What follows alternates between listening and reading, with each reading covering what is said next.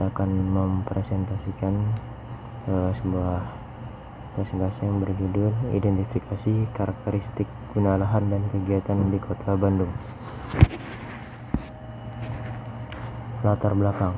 Proses perkembangan kota pada dasarnya memiliki dua bentuk dasar seperti yang dikemukakan oleh Doxiadis 1968, yaitu pertumbuhan dan transformasi. Pertumbuhan berbeda dengan transformasi, yang menunjukkan perubahan yang terus-menerus bagian-bagian pemukiman perkotaan maupun pedesaan untuk meningkatkan nilai dan tingkat efisiensi penghuninya. Proses transformasi melalui tahap seperti penetrasi, yaitu penerobosan fungsi baru ke dalam suatu fungsi yang homogeni. Kemudian invasi, yang merupakan serbuan fungsi baru yang lebih besar dari tahap penetrasi, tetapi belum mendominasi fungsi lama.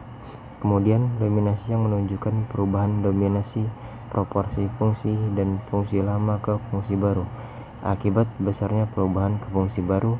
Dan terakhir adalah suksesi, di mana terjadi pergantian sama sekali dari fungsi lama ke baru. Transformasi yang tidak sesuai rencana tata ruang menimbulkan dampak seperti sosial, budaya, ekologi, perubahan struktur kota, dampak ekonomi masyarakat.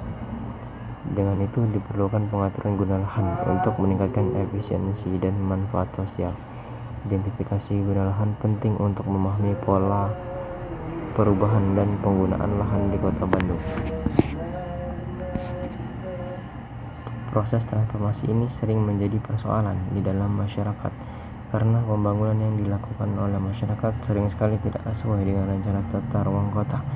Dampak yang dihasilkannya pun tidak kecil akibat tidak sesuainya pembangunan oleh masyarakat. Ketidaksesuaian ataupun transformasi ini sangat berpengaruh terhadap penduduk perkotaan, baik hal tersebut mempengaruhi pada kehidupan sosial, budaya, ekologi, perubahan struktur kota, dan sangat dirasakan hasilnya adalah perubahan ekonomi masyarakat perkotaan. Kegiatan-kegiatan penduduk suatu perkotaan dalam memanfaatkan lahan dapat dikelompokkan sebagian besar menjadi blok perumahan, komersil, industri, ruang terbuka hijau, kawasan lindung, campuran, dan lainnya. Tidak semua wilayah perkotaan memiliki lahan yang fungsi seperti fungsi yang telah dijelaskan sebelumnya. Maka dari itu diperlukanlah identifikasi karakteristik guna lahan dan kegiatan dalam hal ini, khususnya di Kota Bandung. Begitu banyaknya kegiatan atas guna lahan di perkotaan, maka diperlukan suatu identifikasi karakteristik guna lahannya untuk memudahkan melihat proses transformasi tersebut. Guna lahan sering dipahami sebagai fungsi dominan dengan ketentuan khusus yang ditetapkan pada suatu kawasan, sedangkan kegiatan tersebut menunjuk pada aktivitas atau pemanfaatan ruang pada suatu parcel atau permasalahan. 1. Terjadinya transformasi guna lahan yang tidak terkendali.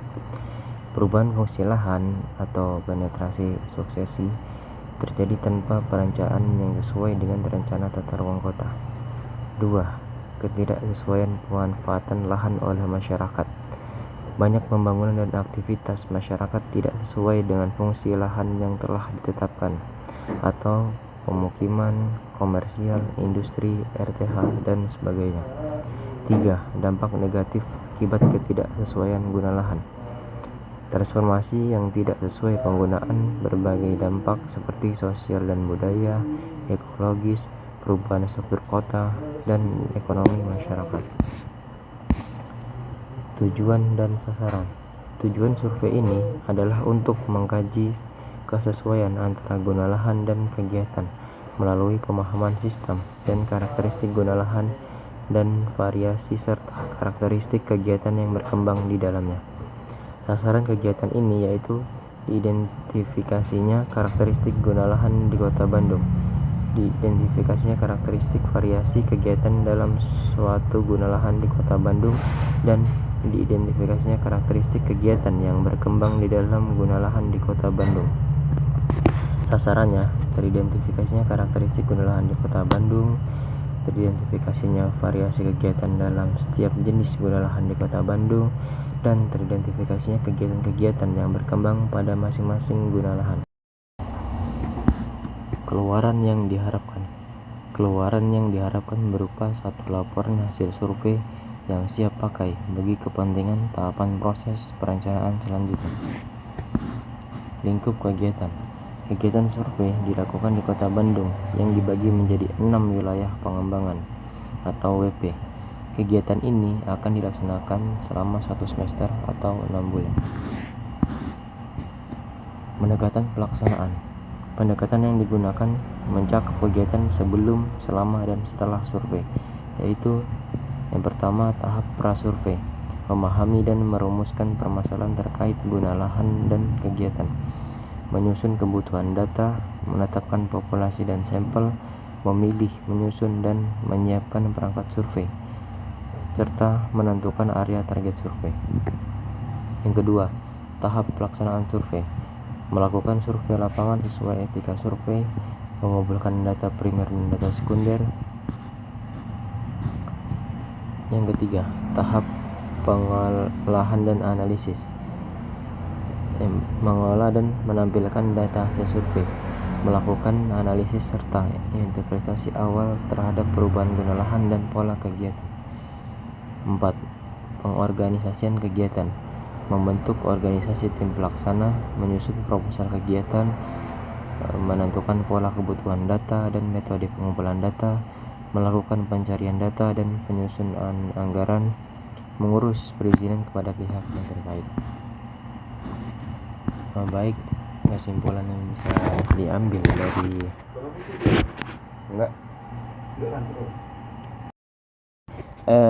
kesimpulan dari presentasi ini adalah sebelum kita melakukan suatu kegiatan, ada baiknya kita melakukan survei terlebih dahulu. Kita ambil dari kegiatan ini yaitu kegiatan guna lahan. Sebaiknya kita melakukan survei terlebih dahulu agar kita mengetahui bagaimana untuk di sananya itu, dan juga agar kegiatan itu lebih bisa kita prediksi apa yang harus dibutuhkan dan apa yang harus kita lakukan gitu. Jadi kita harus melaksanakan survei terlebih dahulu. Di dalam melaksanakan survei ini kita harus banyak yang kita harus lakukan, seperti kita harus koordinasi mungkin dengan warga-warga setempat, dengan instansi-instansi yang terkait dengan kegiatan guna lahan ini, dan juga kita harus mencari sumber dana untuk kegiatan ini agar lebih dapat bisa selesai dengan lebih baik dan juga lebih efisien. Dan setelah kita mendapatkan data yang kita peroleh, kita harus menganalisis, kita harus mendiskusikannya terlebih dahulu sebelum kita membuat laporan dan menyerahkannya kepada pihak yang akan mengatasi atau akan menerapkan guna lahan ini. Mungkin baik itu saja yang dapat saya sampaikan. Atas kurang lebihnya saya mohon maaf. Saya akhiri. Wassalamualaikum warahmatullahi wabarakatuh. Terima kasih. Selamat pagi.